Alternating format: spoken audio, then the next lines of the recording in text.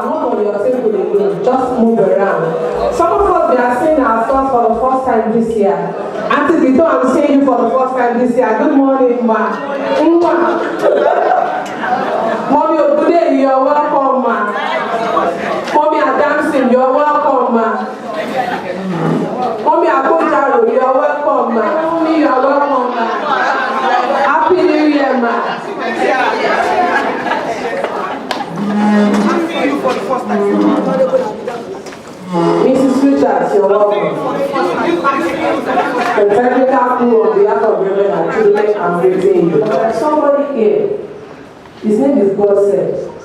You know that my father will come and say, I speak to you, God said this, God said that. God has given another person a message. This is one of the messages that God gave me, to talk, to sing, to dance. I like dancing. There is somebody here, God said, you're welcome. Every put your hands together. Alright, praise God. Hallelujah. Praise the living Jesus. Hallelujah. You know, it's morning, so we're trying to be church, and the weather is quite sweet and so nice. But I welcome everyone to this great event for today. God bless you. Thank you so much for dropping by. Every Saturday morning reminds me of a whole lot. But before that, I want you to look at someone by your side and just give the person a sweet smile. A deep smile. You know why I love the women so much? When we were saying we should greet ourselves, look at how kisses were flying. Why? If it is a gathering of men, you can never see kisses. God forbid bad thing. We wake up in the morning and we get something like, good morning, Jesus. Good morning, Lord. And then it is time for what? Morning devotion. I know you came from heaven above. The Holy Spirit is on. Oh, good morning, Jesus. And then we go. I will enter his gate with thanksgiving in my heart. Sweet songs. I will enter his court with praise. Mommy, you are smelling. You know that song now. I will say, this is the day the Lord has made. I will rejoice, for he has made me glad. Hallelujah, he has made me glad. Look at the happiness in our mother's heart. I am so glad. Oh, I will rejoice, for he has made me glad. If after that second song you are still sleeping on the bed, then you are in trouble with my mom. That is why my mom will call your name. Batten! Are you eating in your dream by this time of the morning? And there's something my mom used to use that year. She would say, you are still sleeping by 7:30. Your mate in Lagos have made 100,000. And after that, if I don't wake up, I know that the next thing that will meet me on the bed is a bucket of water. But we are grateful to God for the kind of mothers and women we have. We believe that, despite the fact that it looks like this generation, but we know that with the foundations that our mothers have laid, we will get it better and we will get it right. I was in a party some days back then our mothers used to have signs. Our mothers can sit at the far back and give you eye signal. Oh, here that you must understand it. Eye signal was something that our mothers used to use back then very well. From the distance, when they took their eyes, you know what it means? To back the our mothers will tell you yes, inside their heart. Mommy, should I eat it? Yes, eat it. If you try it, you will eat the other one when you get home. Alright, ladies and gentlemen, because of our time, I'll be back. But at this juncture, we'd like to bring forward our doctor who will come and give us some tips as regards our health. Please join your hands together to make welcome Dr. Abandon. Quick, easy to remember topics. The first is what is depression, and then how common is depression? Why do people get depressed? How do we know when people are depressed? And then what do we do when we see these signs, common or uncommon signs of depression? And the last, well, the penultimate one, what do we do when we see these signs? And then the last, what do we do to ensure that we do not become depressed? That's what we'll be closing with. And I have about 10 minutes to say all of this. Very quickly, what is depression? We are all familiar with such terms as I feel sad, I feel depressed. Yes, you are close as to what depression is. Such terms as feeling sad, being depressed is fine. You're close to it. But in psychology, in psychiatry, the term depression is a bit deeper than that. As a matter of fact, we call it clinical depression, and that's when we see some core features, when people experience some core features that I'll soon describe for a period of not less than 2 weeks. How do I mean? If I don't get paid my salaries at the end of the month, for example, it's okay if I feel sad for a day or two. And the moment I don't see a lot, God will, the sadness lifts. If I'm a woman and my husband is upset with me for a day or two, I feel sad, that's fine. But if it prolongs beyond 2 weeks and other features accompany it, we are looking at what we've come to term clinical depression. All right, I'll give us more details in due time. Now, how common is it? All over the world, the WHO says that about 350 million people all over the world suffer from depressive illnesses. That's about twice the population of Nigeria. That's huge, that's a lot. It just tells you how common it is. And let's bring it closer home. In Nigeria, the prevalence of depression has been put at about 4%, 3.9%. What does that mean? About 8 million Nigerians suffer from depressive disorders. Let's bring it closer home. That's about the population of the whole of Ogun State. Now let's put this in perspective. Let's look around this small hall. If you're up to 20, that means 1 in every 20 persons suffer from depression. It's common, is it not? In your small local assemblies, 1 in about 20 persons suffer from depression. And it's such a huge problem because it leads to loss of precious manpower, loss of precious wage, loss of precious income. And we're all familiar with suicide, especially in this part of the world, with the reports in the media, social media, how people, due to one thing or the other, kill themselves, take their lives in unfortunate circumstances. Depression has been shown to be one of the leading causes of suicide. And suicide is such tragic, it's so tragic that about 1 million people every year die from it. As a matter of fact, in about 30 seconds, in every 40 seconds, 1 person dies from suicide. Depression has been shown to be one of the major drivers of suicide. So it's important that we talk about depression and the signs that people commonly ignore, that people may not know when they are depressed. Why do people get depressed? That's the next thing I'm talking about. Well, a simple way to look at this is what clinicians have come to term the biopsychosocial approach. Simply, it means there are biological factors. Some chemicals in the brain, when there is dysfunction of some chemicals in the brain, people may get depressed. It also runs in families. When people have parents or some first-degree relative or second-degree relative, there's a parent, there's an uncle, there's a brother or sister who's depressed. Such persons related to them may also suffer the risk of depression. These are the biological causes. People who have some medical conditions may also be at risk to come down with depression. Then there are psychological factors, our personality traits, our personality types. Some people naturally worry a lot. There is coronavirus in the air. It's all over Italy. It's in China. It's even in the US. Don't let me shake people. They worry, that's how they are wired naturally. They may be at risk for such depressive disorders. People who tend to see the cup as half empty rather than half full, they may also be at risk to come down with depressive disorders. But Nigerians and Africans generally are thought to be very strong, and they may not place a lot of premium on such factors. But then there is a third group of factors that concern all of us. Tokowani, is that how they say it in Yoruba? I'm not sure. They are called social factors. I'm sorry, I'm not purely Yoruba, but it's okay. They are called social factors, like poverty. A few years ago, the economy of Nigeria went into a recession. People lost businesses, they lost their jobs. Salaries went down. These factors took people into depression. Social factors, divorce, late marriages. Even for some of us who are retired, we have children who are in their late 20s, early 30s. They are not married, and we are bothered. They predispose parents and even such children to risk to coming down with depression. You are retired. The federal government has not paid your pension, they've not paid your gratuity.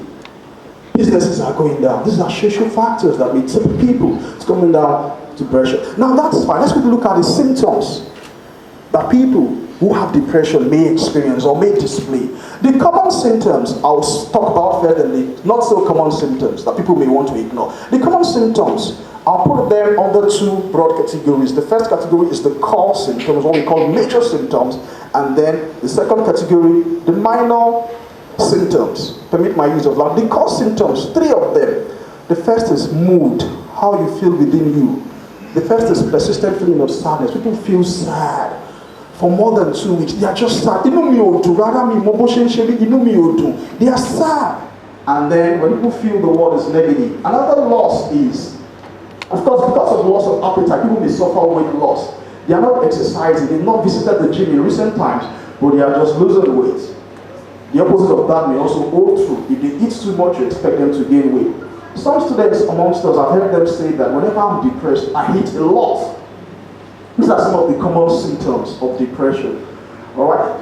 Now, people become suicidal sometimes. They begin to think, okay, God forbid, that will not be your portion in Jesus' name. Some also think, no. When people begin to think that way, these are signs of depression. In today's age of social media globalization, people's WhatsApp status updates, people's Facebook posts are an important pointer to what is going on in their minds. A lot of people post a lot of things. There is no help anymore. I'm just tired of this world. There may be signs of what is going on in their minds. These are the signs to look out for. The not so common signs that people may misinterpret. One of them is irritability. Someone who's quite tolerant, all of a sudden begins to get irritable, cranky, moody.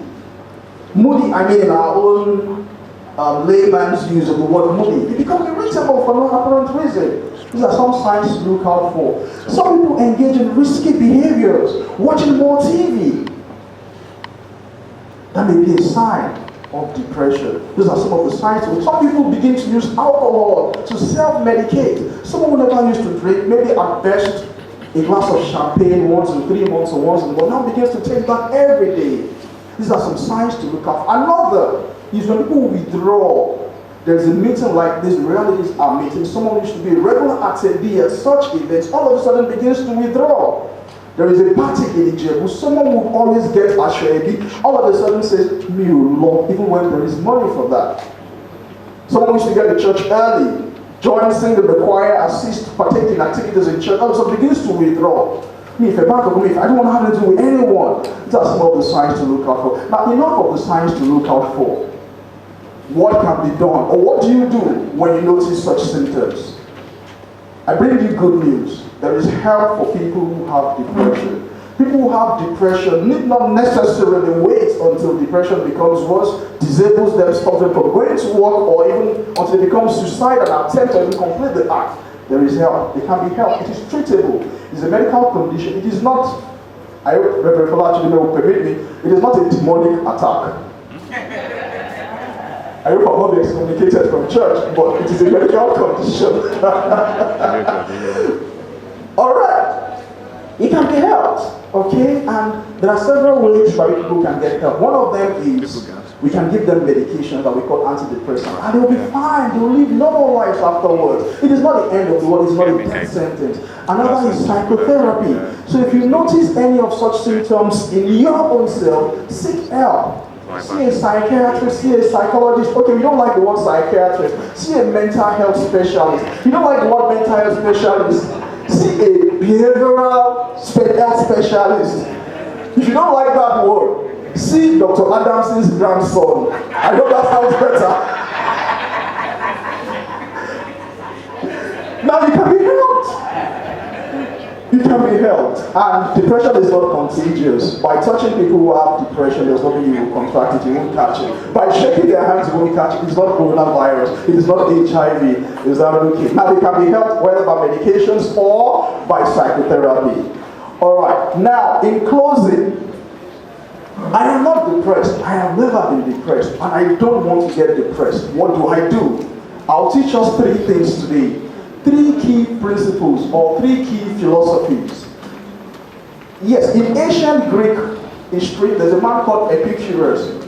He was a philosopher. He proponed laws, Stoic philosophical thoughts. And today, a renowned psychotherapist, Albert Ellis, brought out 3 key concepts that I believe all of us can apply to our lives, and we can live meaningful, well-balanced, productive lives and keep our mental health in proper shape, in great shape. 3 key principles. If you want to write this time, now you will write. The key principles are very simple. It's what forms the bedrock of what we know today as rational emotive behavioral therapy. 3 key principles. And the first is USA. You may not have the best of marriages, but in spite of all of this, you are good the way you are. After all, it was God who created you, not any human being. And God, after creating you, what did He say? You are good. So say to yourself, I am good. I am dark in complexion. I'm not as fair as... I'm black and beautiful, exactly. I'm brown-skinned girl. You are good the way. So accept yourself the way you are. Irrespective of what other people say to you, accept yourself the way you are. The second is unconditional other acceptance. UOO. Thank you very much. Accept other people the way they are. Some people will get on your nerves. That's how they've been wired. There is not much you can do about them. Just accept them the way they are. Move on. That people upset you does not mean you are bad. It just means they are different.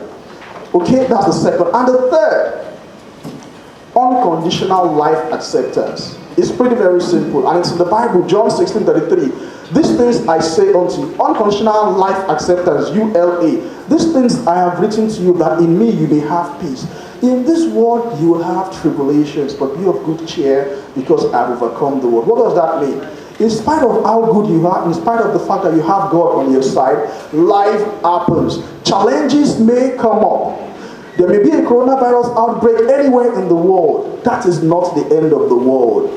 My husband or my wife may not behave like he should, but that is not the end of the world. The government may not pay my gratuity or my pension. That is not the end of the world. And just a few more tips before we go. How do you promote your mental health and mental well-being? Meetings like this, where you come, you dance and you shake your body. Where you exercise, where you sweat. Go to parties, meet people. Don't stay alone in your house, locked up all by yourself. Go out, meet people, interact, meet people, exercise, meet people, visit people. And when you get to parties, if you can, spray money, dance and shake your body. And the last thing, be grateful. Have an attitude of gratitude. Be grateful to God for all the blessings God has given to you. Thank you very much and God bless you.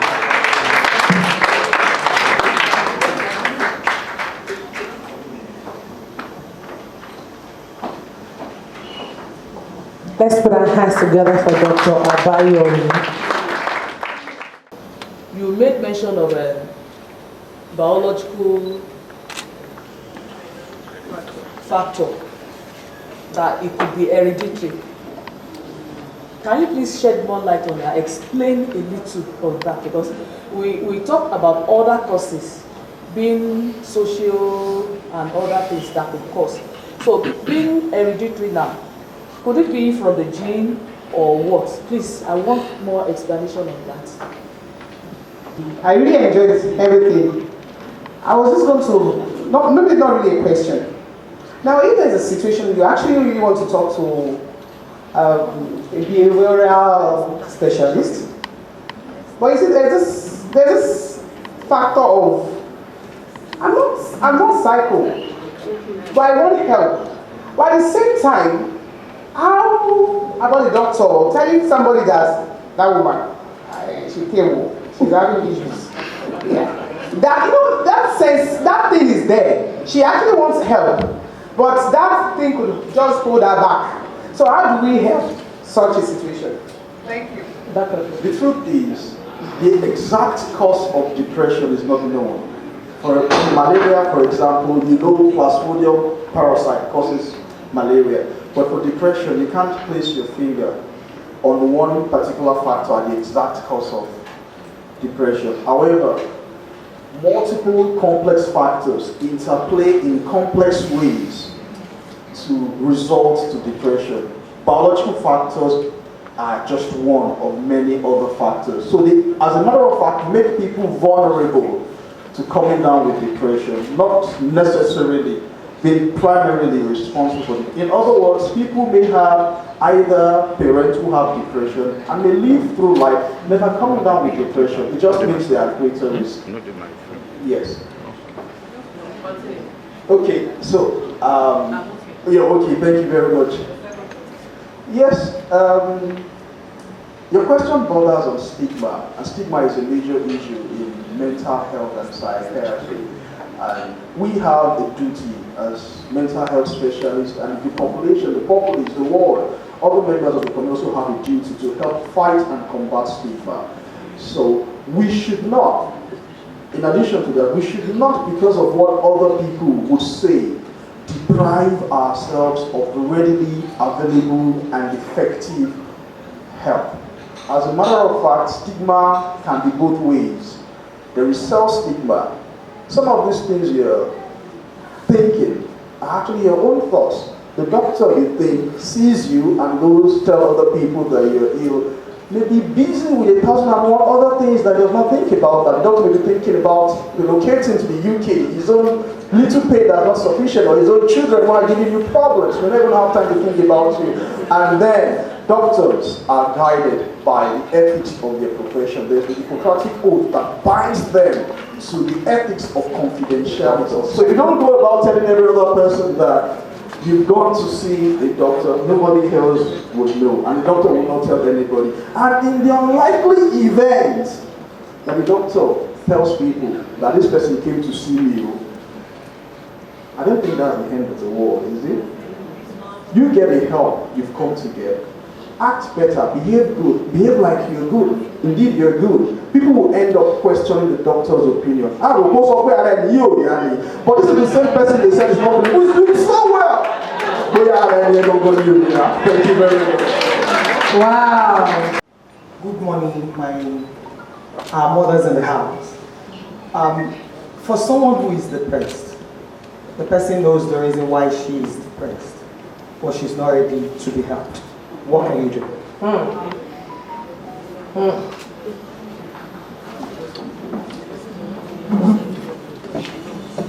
Wow. Good morning. I stand on existing protocol.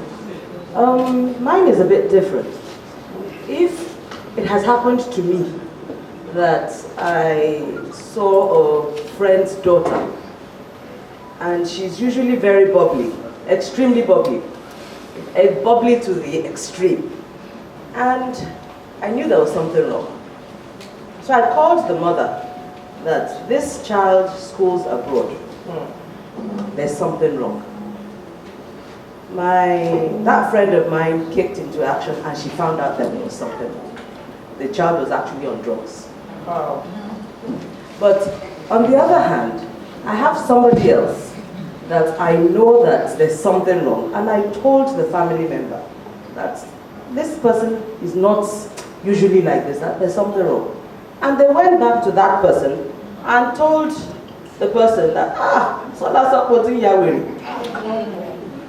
So how do you help such a person? Yes, well, I should let you know that that is not surprising, because one of the features people who have depression have is this thinking, this wrong thinking that they are helpless, that there is no help for them. So this is not unusual. So the onus rests on their loved ones, their caregivers, their neighbors, on you and me to be our brother's keepers. Seek out other people's welfare. So reach out to those people, look for means to get them to come to the hospital. If you are stuck, you can always reach out to mental health professionals. They will devise means to come help bring those people from their various homes, wherever they are locked up in, and bring them to the hospital. The second question has to do with drugs. Someone in the US or someone abroad schooling has drug problems. And The parents are here, but they didn't realize on time that the girl had drug problems. so you have done well, and I also want to appeal to our mothers. Let's look out for our nephews, our nieces, especially those who are abroad. Let's look out. The Western society is far more liberal than ours. Some of the things that we do not condone here are legalized over there. So let's help look out for them. If it's possible, let's try pay our children visits every now and then. During festive season, let's invite them over and watch out for them. And if you have children, whether in Nigeria, in private universities or abroad, there are a few pointers you can look out for to help you know if they are beginning to drift into drugs. One of them is their grades. Don't just sit at home and look at their online reports. Contact people in the Students' Affairs Department. Contact people. Speak with them. Pay unscheduled visits to your children in Bangkok, in Bowen, or wherever school they are in Nigeria. Look out for them. Look at their eyes when they come in. Some of them may have bloodshot red eyes. Look out for them. Their grades, when they're beginning to drop, look out for them. When they are home and they isolate themselves and seclude themselves, look out. When you begin to notice that valuables are getting missing in the house, money they can't account for. I'm not saying they are doing drugs, but you should just be on the lookout. Become awake, soji, as our young people would like us to say. Thank you very much. Let's put our hands together for Dr. Abayomi. Please, I will need our permission to do this. Mama, please. If the grandson can do like this, I would like us to hear the grandmother. Just 2 minutes. Mommy, please. I'm sorry, Mommy. Sorry for... It's not in the program, but I just feel she'll be able to. You're welcome. Bless you. You are all welcome in Jesus' name. It's done beautifully. I don't know what else to say. The question the madam adduced to, there's what we call cognitive dissonance. That is the way you reason when you are depressed. It becomes a bit dissociated from normal rational thinking. So you will now say, you told that person that it's like your son has something. What was the exact thing? You knew, you were aware that somebody's son is... Somebody's daughter was a bit too bubbly. Yes. Hyper. And you could pick it. Yes. The mom did not pick it. And I want to assure you that many people don't pick it when it's close to them. That's why even in our field, part of the unwritten law is that you do not treat your relation, especially close people to you. Because what is apparent to somebody else will not be apparent to you. I'll give you an example. Recently, one of my patients relapsed. He just came for checkup. And I phoned the mother, I'm detaining him. He's relapsing. She was aghast. Ha! Auntie, only relapsing. They won't say it. So what you need to do is just, there's what is called persistence in persuasion, PB. You must be persistent in persuasion to that woman. But maybe it's okay, maybe. But can I feel no? It's okay, or there's not, it's wrong. It's wrong. You know, and that's part of psychology. You have to accept what, but gently, you can keep on letting them know. And one other strong element in this depression is that people don't appreciate what is depression in our environment. Because, like he rightly said, we all go through periods of depressive episodes, unhappiness, but that's not an illness. You must appreciate that the fact that you are feeling blue, down in the dumps, you think the whole world is collapsing on you, does not mean you have a depressive illness. Yeah. When it's an illness, it's a different thing. The tempo, the barometer, what we are measuring is now high. But every one of us, is there anybody here who has not woken up one day and you are just down in the dumps? But like he said, it was been there for about 2 weeks. And the important thing, I love what he told you, rational emotive therapy.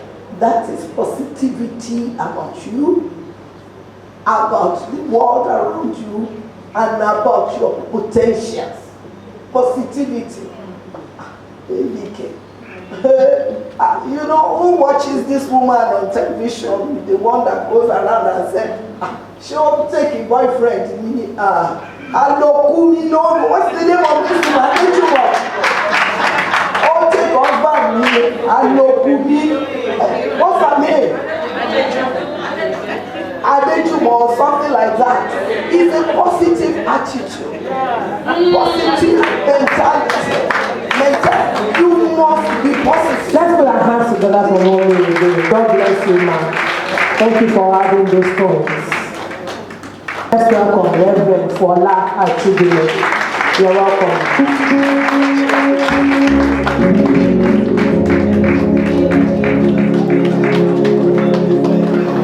Praise the Lord. Good morning, everybody.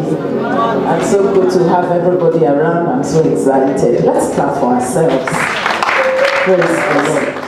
Allow me to specially welcome and recognize the presence of the Honorable Commissioner for Women Affairs in the States, Honorable Mrs. Efuwa. Our home special advisor to the Governor on Women Affairs, Honorable Adija Adeleye. Celebrate her for me. Hallelujah. And I want to thank God for the little, it's not little, it ended up being a time, an extended time. The health talk we had, I just felt that we needed that as women.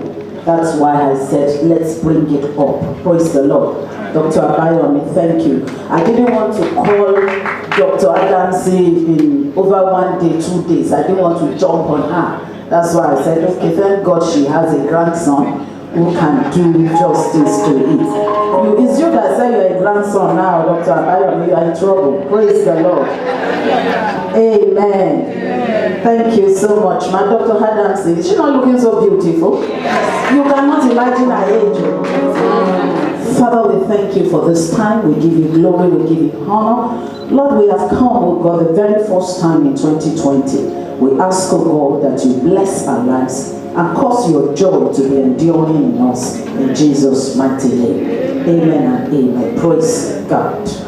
Now, we are here looking at the theme, endless joy. And I believe that joy is a topic that has no end. Every day we need to keep looking at it every day. Before I continue, can I pray this prayer briefly for us? I decree over our lives that we shall not see trouble. Amen. Depression is a form of trouble. It's a form of trouble. There are troubles that are bigger than us sometimes, but no matter how big a trouble is, I trust God to grant you grace that it will not pull you down. Amen. In the name of our Lord Jesus. Amen. So joy is something that we cannot stop talking about. Because that is how God, that is the expectation of God for our life at every given time. Joy every time. Joy every day. Is an effect of a pattern of life that you choose to live.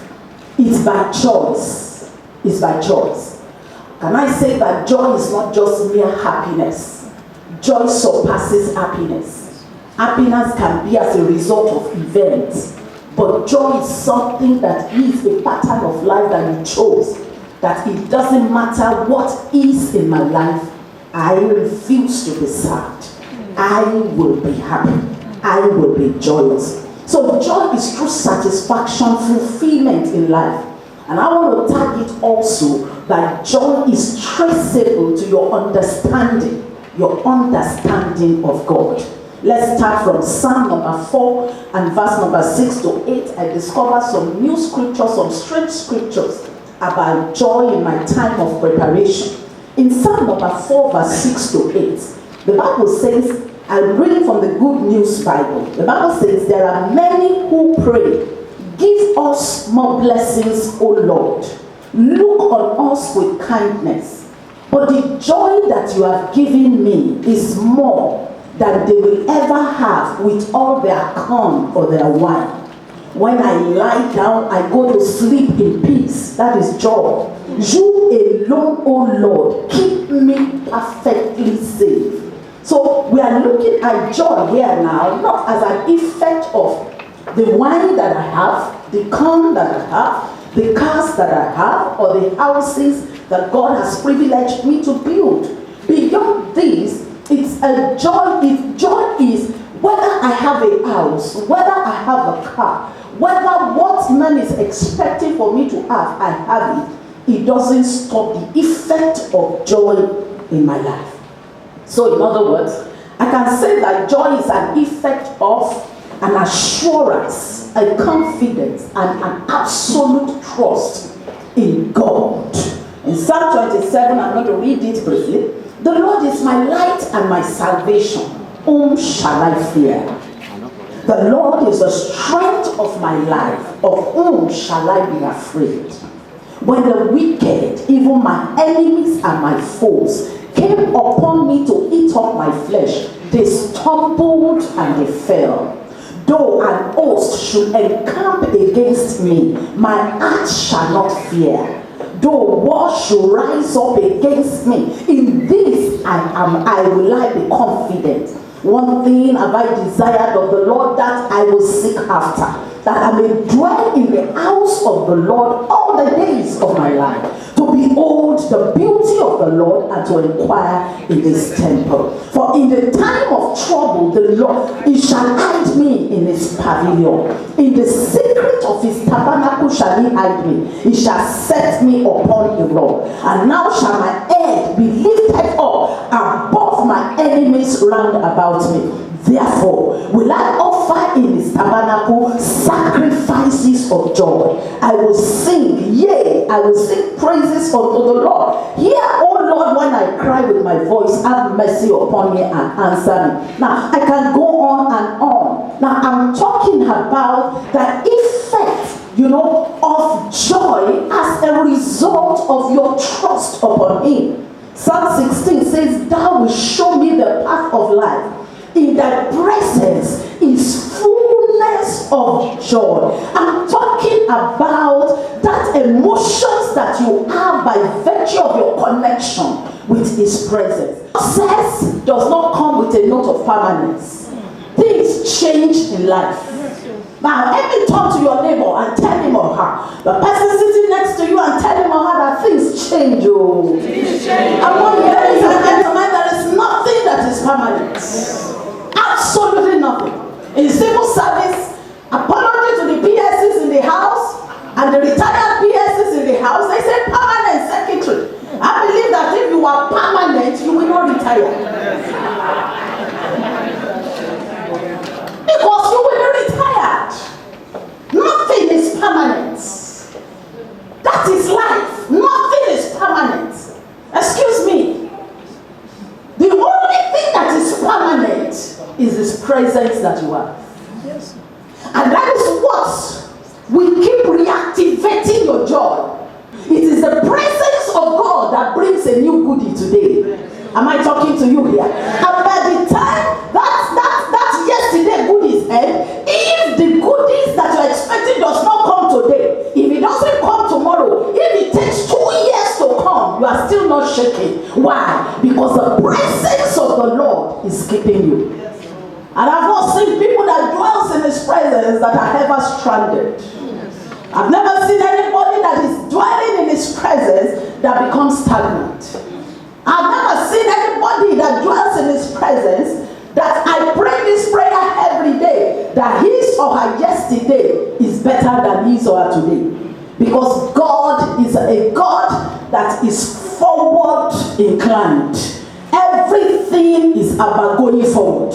And that's why our hands is to the front, our fingers are to the front, our legs, our toes are to the front. And that is because we are meant to be going forward. But going forward with the nature of God is a function of the principle of God that you keep, which is dwelling in his presence. Am I talking to you here?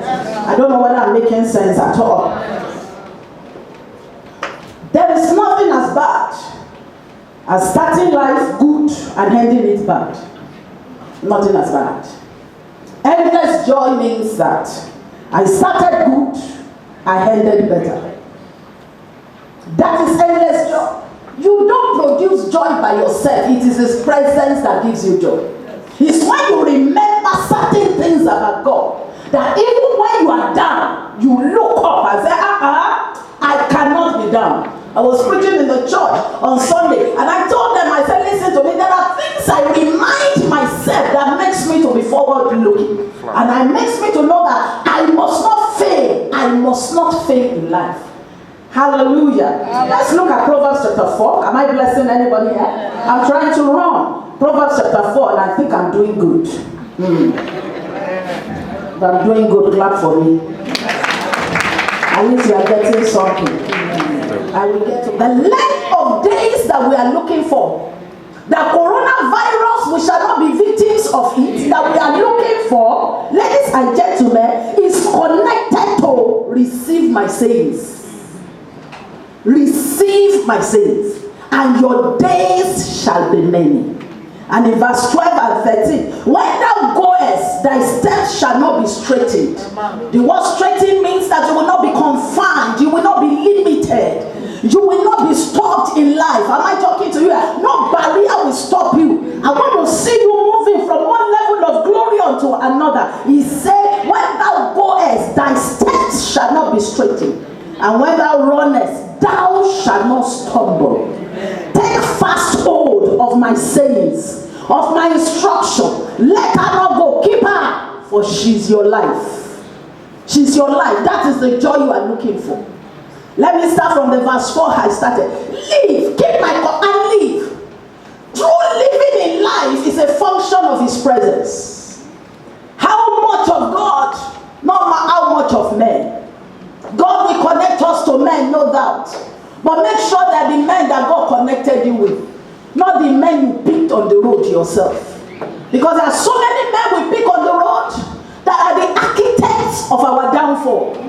They are the ones behind our failures in life. The men we picked on the road. The Bible says that, keep my word, keep my breath, stay in my presence, and you will live. To live is not just to exist.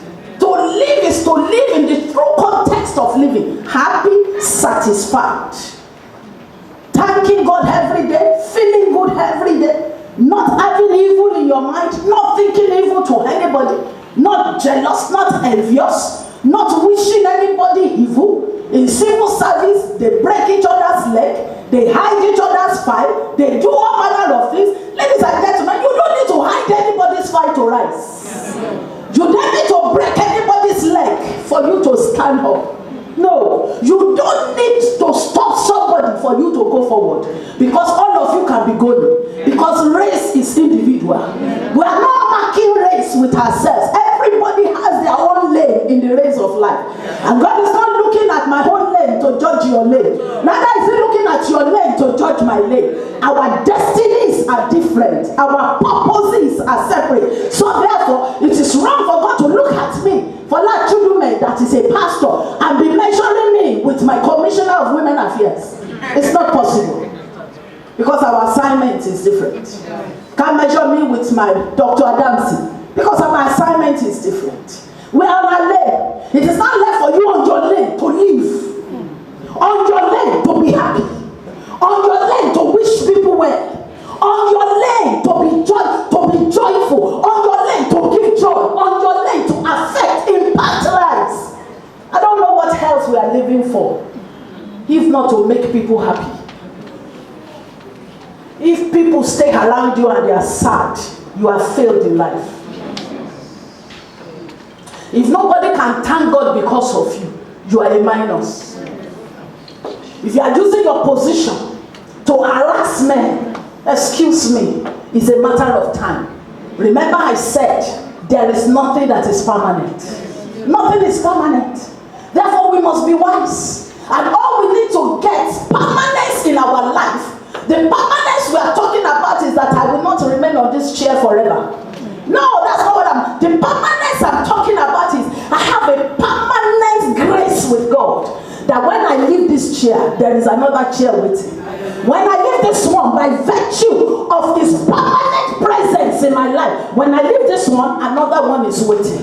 When that presence speaks again, when the time for me to leave this chair comes, ladies and gentlemen, another one is waiting. Until the day I will depart this side of eternity, there is always a portfolio for me for assignment. Are you hearing me? But then, when I now sit on this chair and I ask everybody around, owner. You are not the owner of that position. Excuse me. It's by privilege we are here. We found ourselves here by privilege. Grace brought us here. And it is grace that can take us further. If our journey is going to be endless, you must know that there is a time limit to this chair. Accept it, understand it. And when the time to leave this chair comes, with joy, leave it. So that another person can sit there. But that doesn't mean that you are stranded in life. Because there is a chair you will find yourself sitting on again. But when you sit here and hold on to this chair, the day they force it out of your hand. Because what you refuse to let go, they will force it out of your hand. The day they force it out of your hand, ladies and gentlemen, then you become stranded. That is when joy ends in your life. Am I communicating here? Yes. If I'm talking to you, come on, shout hallelujah. If I'm blessing anybody, come on, shout hallelujah. Let our subordinates know that when I was there, life was good unto them. Let my superiors know that there was somebody that was humble when I was on this chair. Let my colleagues know that they have a good partner, a good prayer partner. It doesn't matter whether they do give you that in turn, whether they give it back to you, or they give you evil. Grace has covered you. Grace has covered you. Am I talking to anybody? Am I blessing anybody here? I want to look at the life of a woman that we're going to use to pray. Vashti held on to her chair in Esther chapter 1. She was happy because she was a queen. She doesn't know that they changed coin also. They change. 8 years for political appointments may be long in the eye of the human whatever. But in the twinkling of an eye, 8 years is rolled away. I used to tell people, a friend of mine, I told them in church, he's about 55 years old today. And he said to me, we were together preaching somewhere, and he said to me, he said, Sister Folake, when we were in our 30s, 20s, 30s, when I see people that say they are 50, I say, I look at them and I said, hey, oh my shit, where my teeth are bound.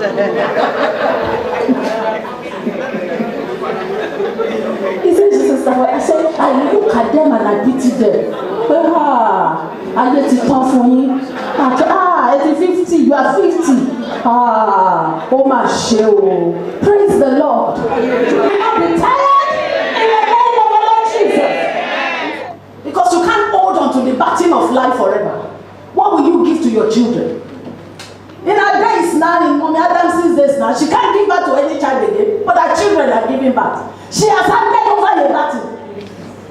Sometimes when I see small babies, I say, oh, this baby is beautiful. This baby is fine.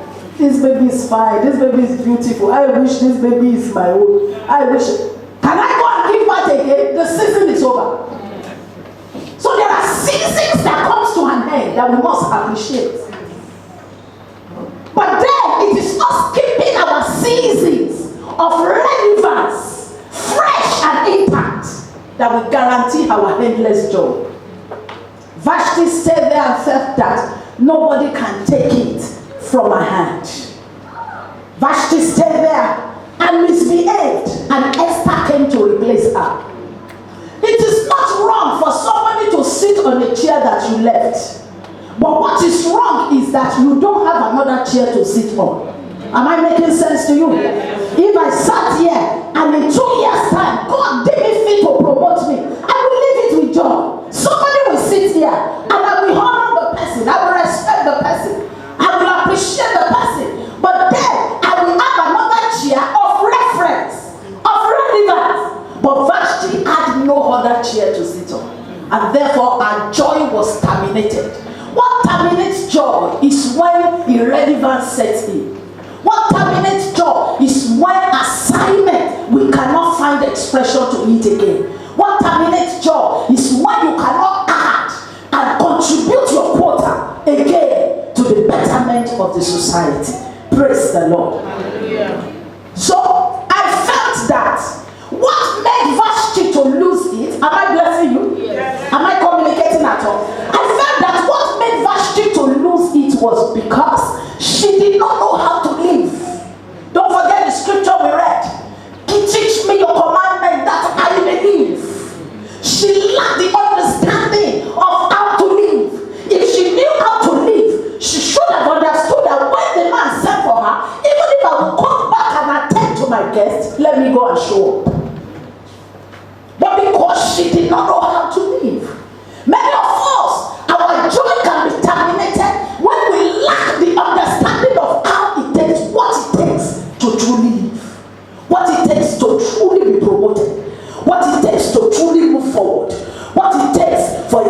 season to end for another season to come. What it takes to allow that season to end for another season to come. When you don't understand it, ladies and gentlemen, your joy will not be endless. It will not be endless. And that scripture said, my steps shall not be straitened. Look at, let me read that verse and then we'll start to pray. Am I blessing you today? Esther 1:19. If it please the king, let there go a royal commandment from him. Let it be written among the laws of the Persians that it be not altered, that Vashti should not come again before the king. And let the king give a royal estate unto another that is better than her. Two things. Let her not show up again. She must not show up again. Two, the seat she has and every right she has, give it to another person. So they stopped her joy in life because she doesn't understand how to live. Don't hide God and bring flesh out. Let flesh die inside of you.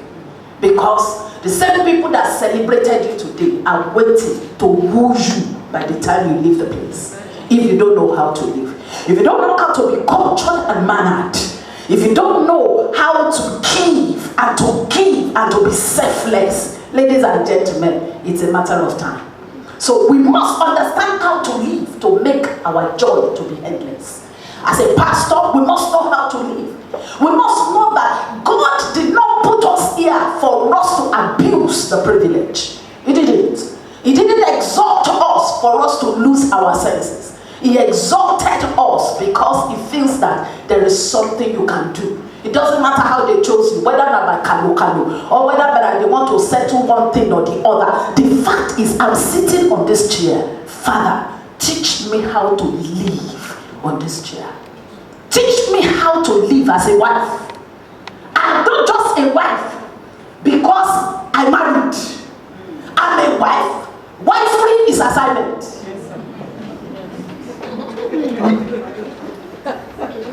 Hallelujah. Hallelujah. There are some, listen, this is not a meeting I can talk about sex and romance and so many things. I don't think this is our age for it, but I think some of us may need it. But that is not the meeting this morning. I've discovered that there are so many things men are quiet about. They won't talk. In this meeting that I went, that my friend is a man that told me I'm 55 and I'm old. But we were doing one meeting and it was marriage and practical. By the time he was telling me the needs of men, that men will not talk, I opened my mouth like this on the breakfast table. I said, By the time he was telling me, but I can't say it here. I don't want to. Should I say it? I trust you. Who is there to say it?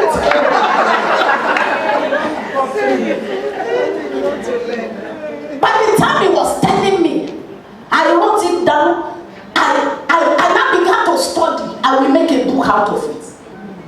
He was telling me, oh God, these guys are around.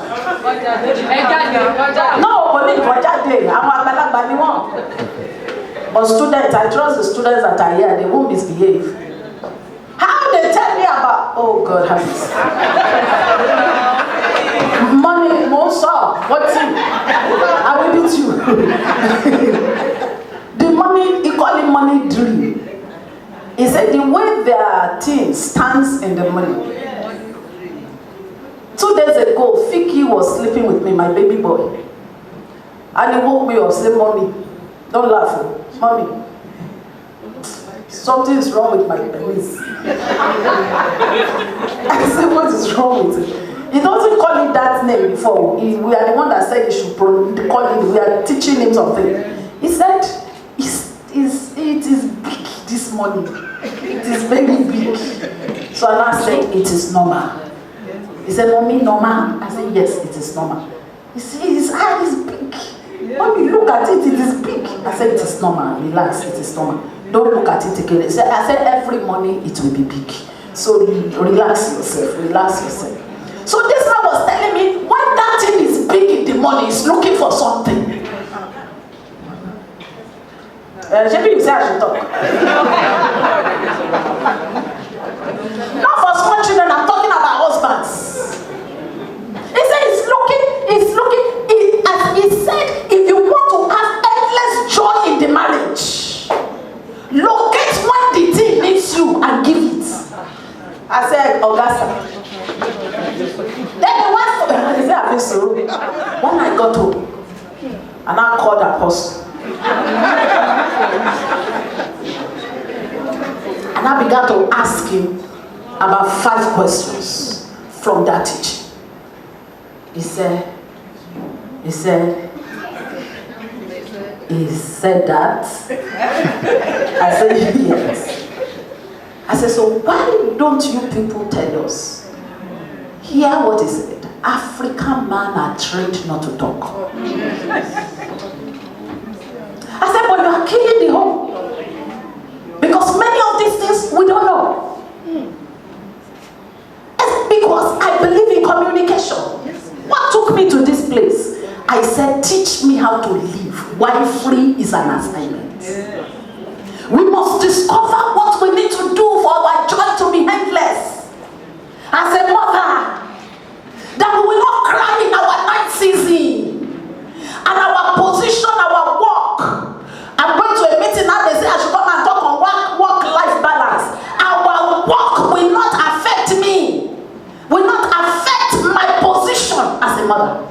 Because this is the night season. Because whether we like it or not, our night season is certain. Yes.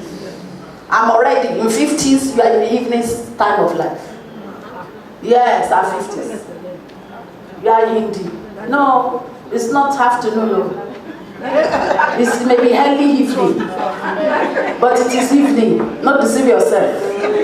Praise the Lord. Am I blessing anybody? I'm blessing you. Come on, shout hallelujah. As busy as you are, make sure there is a home to return to. Anytime you are coming back, make sure there is peace and joy at home. That is what gives you endless joy. When your husband is happy to see you, ready to welcome you, appreciate you, whatever, and is excited at your beauty. There are so many beautiful women outside there. Beauty is lost in their home. Completely lost. And that is a problem. Because when you are not at peace at home, ladies, depression sets in. Depression sets in. I am dealing with so many women cases, I can count 5 presently, that are in the depression stage. You say it's not demon, I understand. But thank God for my understanding. I'm combining both demon, psychology, and everything together to deal with their case. When we dwell in His presence, He wakes you up. One neighbor woke me up about 2 a.m. and said, get up. Just tap me. I just felt that tap. Get up. I need to show you something. By the time he opened up to me what he was showing me, there is a secret of what the devil is planning to cause kata. Listen to me. There are some people that must not fail in life. But if you are not connected with His presence, may we not fail. Amen. May our generation not be disappointed. Amen. May the generation of our children not regret having us as mothers. Amen. In the name of our Lord Jesus. Amen. There are some children that say, mommy is soji. It's not just about fashion or whatever. Understand? As a commissioner, how to do it well and get results that will make me to leave a legacy that cannot be cleaned up in that ministry. Teach me how to live. You are not there for showmanship. You are not in your position for showmanship. Mommy Adams, you are not a doctor for showmanship. Mrs. Madabu, you are not occupying that position for showmanship. You are occupying it for a reason. And that reason you must locate. Because God has given you a time to prove yourself. His Father, teach me how to live, that I may fulfill the mandate. Because that is what qualifies you for the next promotion in life. Because as many as are faithful with their present position, another door is already opening. God does not abandon the useful. No, He doesn't. God does not. Anybody that He has seen is a treasure in His hand. He will not close His hands at you. Can we pray this morning? We're going to pray. And I want us to pray with all our hearts. 5 prayer points have left here. And the first thing is, Lord God, teach me how to live. Teach me how to live. Teach me how to live. Teach me how to live. Thank you, Holy Spirit. In Jesus' mighty name we have prayed. Please hold somebody by your side. Make it to hold your 2 hands together. These are critical prayers. My position I will not lose.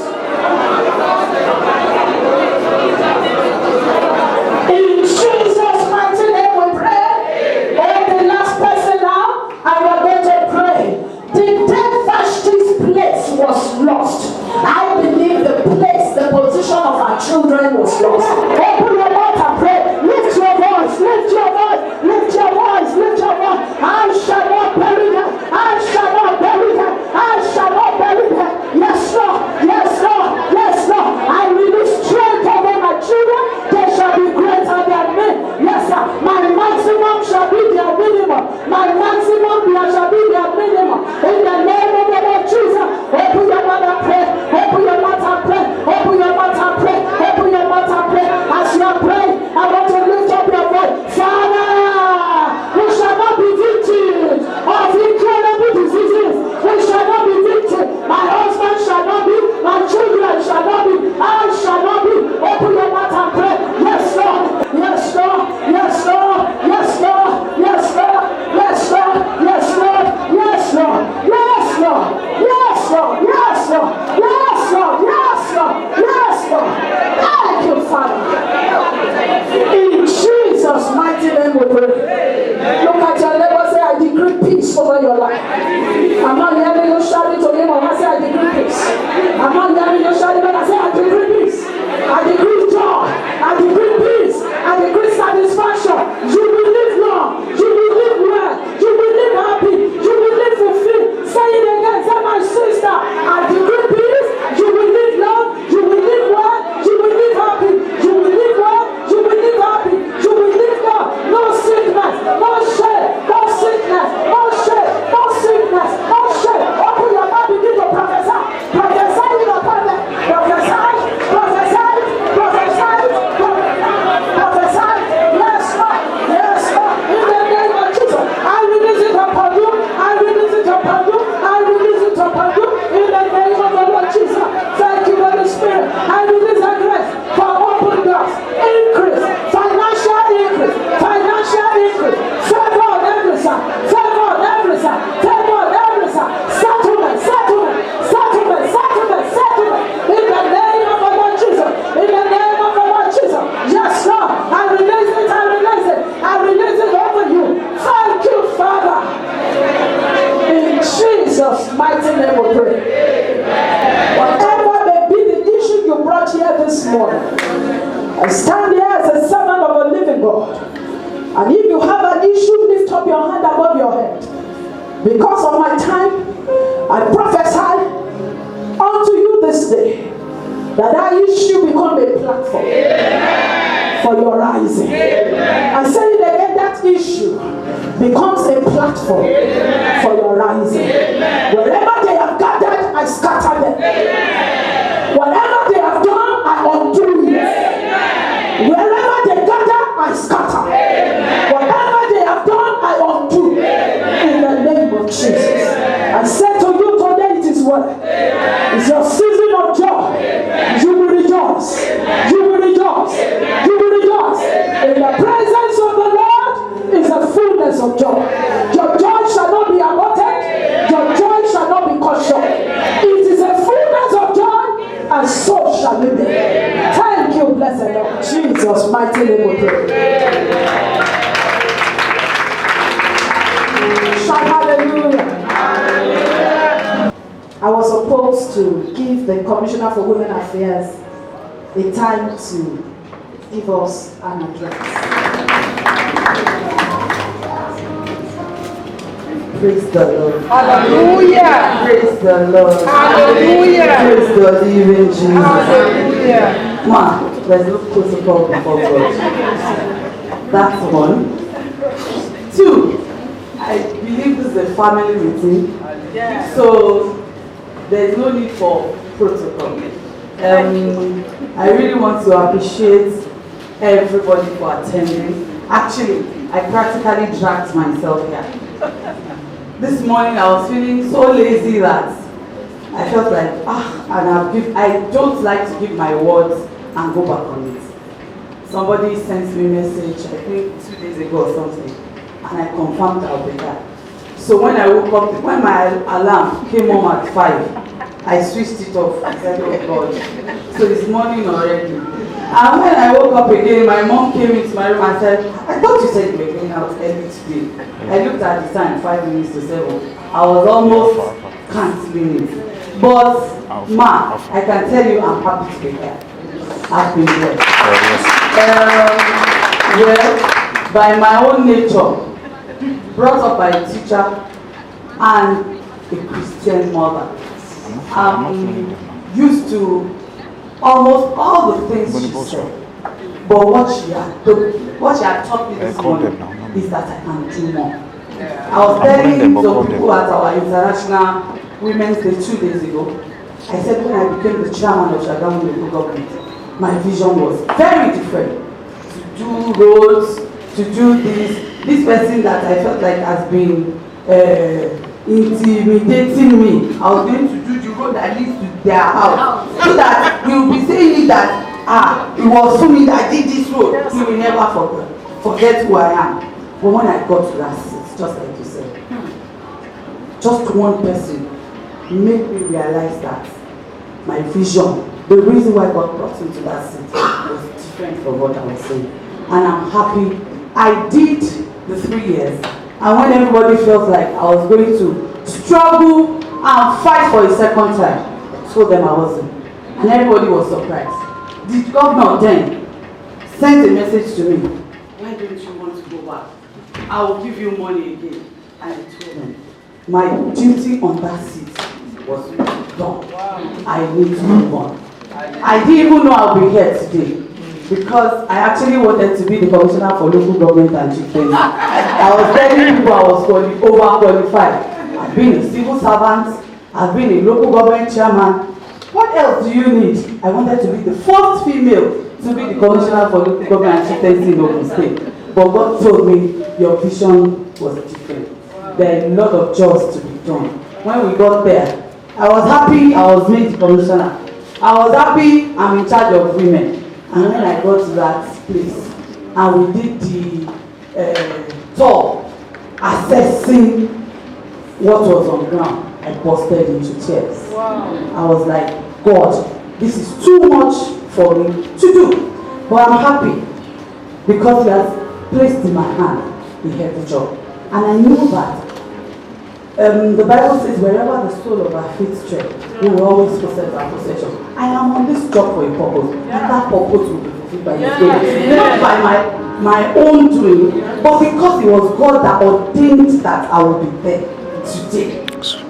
And I'm happy I am there today.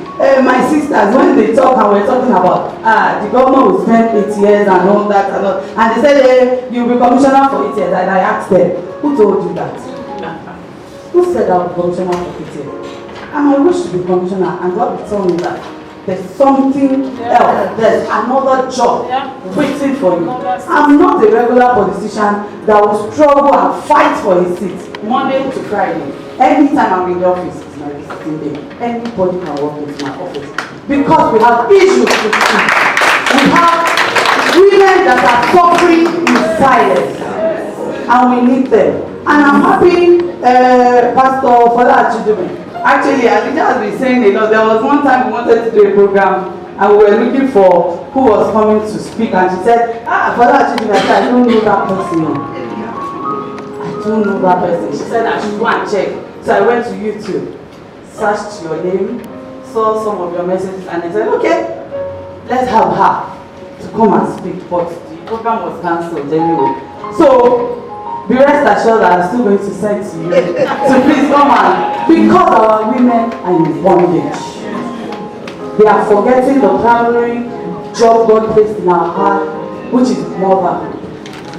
We are running after things of the earth. I told them at International Women's Day that everything I've become today, I'm not even feeling it at all, it's my mother that is doing it. She has just a child.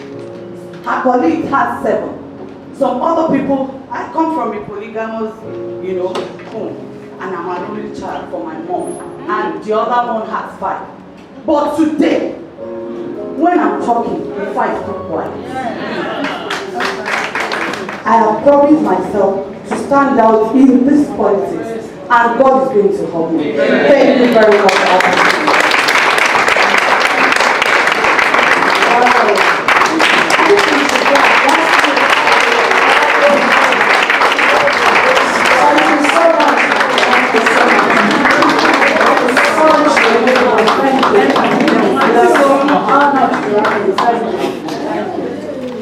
Yes, sir. So we have a lot of work to do together. Commissioner, Mrs. Hannah wrote those things very well. We have our projects with the ministry. We have the Saver project. We go out to schools to sensitize on abuse. We help children that are abused, teenagers. We also go to hotels to bring out such ladies out, give them a home, give them a future. So there are so many things we do. And together with my team, those that have been part of it, and God is helping us every day. So we work together. We thank God for bringing such a person like this to the Women Affairs. Can we celebrate you?